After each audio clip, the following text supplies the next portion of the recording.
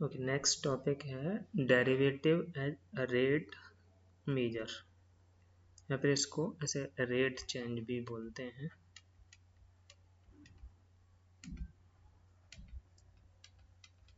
तो इसमें क्या होता है कि किसी एक पैरामीटर की rate change with respect to time, rate change मतलब टाइम के रेस्पेक्ट में उसकी चेंज होने की रेट दी जाती है, और किसी दूसरे पैरामीटर की रेट चेंज पूछी जाती है, और उन दोनों में जो रिलेशन होता है उसको यूज करके हम एक की रेट चेंज को दूसरे से यूज करके फाइंड कर सकते हैं। एक की रेट चेंज दूसरे के जो दे रखी है उसकी यूज करके फाइंड कर सकते हैं।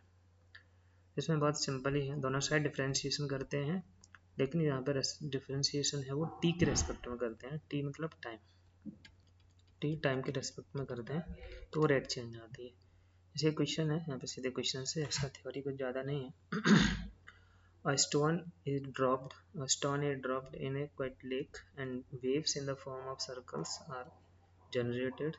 Radius of the circle wave increases at the rate, radius dr upon dt दिया है 5 सेंटीमीटर्स पर सेकेंड। तो अभी एक लेक में स्टोन ड्रॉप किया है, तो ऐसे करके उसमें वेव्स बनेंगे सर्कल के फॉर्म में, और ये बाहर की तरफ जाएंगे, ऐसे बाहर की तरफ जाती हैं या अंदर से बाहर की तरफ। तो जो सर्कल का एरिया होता है A equal to pi R square, अब इन्होंने D R upon D T दे रखा है, बोला है at the instant when the radius of the circular wave is 8 centimeter, how fast the area enclosed is increasing। तो हमको रेडियस की रेट चेंज दे रखी है, एरिया की रेट चेंज पूछी है, तो हम दोनों ये पैरामीटर में रिलेशन ढूंढेंगे। एरिया और रेडियस में क्या रिलेशन होता है, तो होता है A equal to pi R square. तो उस रिलेशन का हम दोनों साइड डिफ्रेंशिएशन करते हैं। पहले उन दोनों में रिलेशन लिखते हैं, जो भी हमारे फॉर्मूला हैं उनको यूज करके, फिर उसका डिफ्रेंशिएशन करेंगे यहाँ पे विद रेस्पेक्ट टू टी। तो differentiating with respect to T, यहाँ पे एक्स के रेस्पेक्ट में नहीं, टी के रेस्पेक्ट में। तो एक डिफ्रेंशिएशन हो जाएगा D A upon D T, जो कि हमको चाहिए। D A upon D T का मतलब एरिया की रेट चेंज। अगर रेडियस बढ़ रही है, इंक्रीज हो रही है, तो एरिया भी इंक्रीज होगा। अगर रेडियस डिक्रीज हो रही होगी तो एरिया भी डिक्रीज होगा। फिर इधर पाई का तो जीरो होगा, तो आर स्क्वायर होगा 2r, और क्योंकि टी के रेस्पेक्ट में कर रहे हैं तो D R upon D T. अब हमको D A upon D T चाहिए, बाकी सब कुछ गिवन है क्वेश्चन में। 2 पाई, आर की वैल्यू दे रखी है, वन रेडियस है 8 सेंटीमीटर्स, तो 8 रख देंगे, और D R upon D T 5 है, तो ये आ जाएगा 80 पाई। पाई के टर्म्स में लिखेंगे, अगर क्वेश्चन में पाई की वैल्यू नहीं दी है तो पाई के टर्म्स में आंसर लिखेंगे। पाई की वैल्यू हम नहीं रखेंगे, ना 22/7 रखनी है, ना ही 3.14 लेनी है। अगर क्वेश्चन में दिया है तो ही लेना है। तो ये आएगा सेंटीमीटर स्क्वायर पर सेकेंड। तो 80 pi centimetre square per second, इस रेट से इन सर्कुलर वेव्स का एरिया चेंज हो रहा होगा। कब?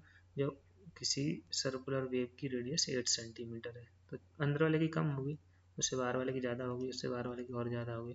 तो कोई एक ऐसा सर्कल होगा जिसकी रेडियस 8 सेंटीमीटर होगी, तो उसका एरिया किस रेट से चेंज हो रहा होगा, वो आया है यहाँ पे 80 pi centimetre square per second. Next question है, volume of a spherical ball is increasing at the rate. तो स्फीयर का वॉल्यूम होता है 4/3 पाई आर क्यूब, और हमको D V upon D T दिया है, वॉल्यूम की रेट चेंज 4 पाई, सी सी का मतलब होता है centimetre cube per second. Find the rate at which the radius and surface area are changing when the volume is 288 pi. पहले इस 288 पाई को यूज करके वॉल्यूम का यहाँ से रेडियस निकालेंगे उस पार्टिकुलर टाइम पे, क्योंकि रेडियस चेंज हो रही है। तो यहाँ से देखो पाई कट गया, 4 से ये 72, तो आर क्यू आ जाएगा 216, आर की वैल्यू हो जाएगी 6 सेंटीमीटर। आर की वैल्यू जब 6 सेंटीमीटर होगी उस टाइम पे रेडियस की रेट चेंज और सरफेस एरिया की रेट चेंज चाहिए। अब इसी में इस वॉल्यूम के फॉर्मूला का डिफ्रेंशिएशन कर देंगे पहले, D V upon D T, क्योंकि D V upon D T पता है हमको, D R upon D T चाहिए, पाई आर क्यूब का डिफ्रेंशिएशन होगा 3r² D R upon D T, D V upon D T 4 pi given है 4/3 पाई 3r², are की value 6 रखेंगे तो 36 हो जाएगा r², तो D R upon D T, ये 3 कट गया तो 4 पाई उधर कट जाएगा, तो D R upon D T यहाँ पे आ गया 1/36 सेंटीमीटर पर सेकेंड। ये फर्स्ट पार्ट का आंसर आ गया। Find the rate at which radius is changing, तो 1/36 सेंटीमीटर पर सेकेंड। फिर सरफेस एरिया, तो जो सरफेस एरिया है स्फीयर का होता है 4 पाई r²। सरफेस एरिया को s मान के इसका डिफरेंशिएशन कर देंगे ds अपॉन डी टी, तो आएगा ये 4 पाई r² का differentiation 2r dr upon D T, ds upon D T चाहिए 4 पाई इंटू 2, r की value 6 and dr upon D T अभी फाइंड किया 1/36, तो 6 इंटू 2 32, 6 इंटू 2 12 से 36 3 टाइम्स, तो ये आ जाएगा 4 pi by 3 centimetre square per second, ये ds अपॉन डी टी जो कि सरफेस एरिया की रेट चेंज है। तो दो चीज़ें पूछी थी यहाँ पे, रेडियस की और सरफेस एरिया की, दोनों आ गई हैं।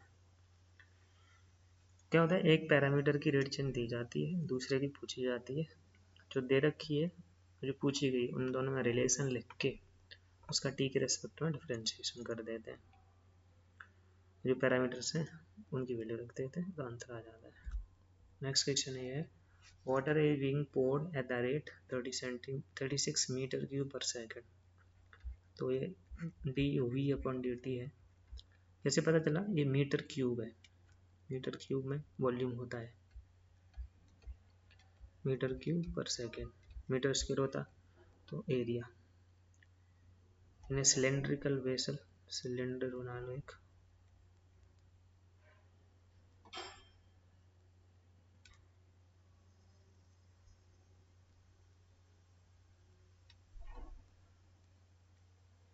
ठीक है, इसकी हाइट मान ली h और रेडियस मान ली small r। Cylindrical vessel of base radius, यहाँ पर रेडियस दे रखी है 3 metres, find the rate at which water level is rising. तो इसमें वॉल्यूम में इसमें पानी भरेंगे तो हाइट ही बढ़ रही होगी, रेडियस कांस्टेंट रहेगी, तो इसका वॉल्यूम का फॉर्मूला होता है πr²h, इसका डिफरेंशिएशन करेंगे D V upon D T जो कि गिवन है, हमको D H upon D T चाहिए, आर तो कांस्टेंट है तो πr² तो ऐसे ही रहेगा, एच का differentiation D H upon D T, D V upon D T 36 दिया है, r² 3 का square 9, D H upon D T चाहिए, तो इस केस में D H upon D T की वैल्यू आ जाएगी 4/पाई, 9 से कट जाएगा 36 सेंटीमीटर स्क्वायर पर सेकेंड, नहीं स्क्वायर नहीं आएगा only metre, metre only metre आएगा,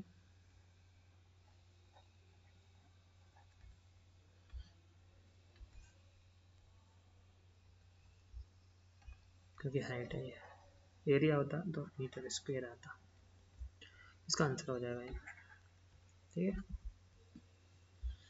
एक और क्वेश्चन है, a man of height 180 centimetre is moving away from a lamp post at the rate of 1.2 metres per second. तो ऐसे एक लैंप पोस्ट बना लिया यहाँ पे, लैंप पोस्ट मतलब यहाँ पे लाइट लगी हुई है और एक ऐसे एक मैन है, ठीक है, ऐसे ये मूव कर रहा है away moving away from A lamp post at the speed, इसकी वेलोसिटी दे रखी है 1.2 मीटर पर सेकेंड। अच्छा, लैम्प पोस्ट की हाइट दे रखी है 180 सेंटीमीटर्स एंड मैन की हाइट दे रखी है 180 सेंटीमीटर ना, मैन की हाइट है ये, तो मैन की हाइट है ये 1.8 सेंटीमीटर, तो इसको मीटर में बदलेंगे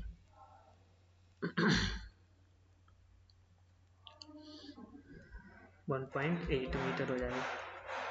लैम्प पोस्ट की हाइट दे रखी है, वो भी दी है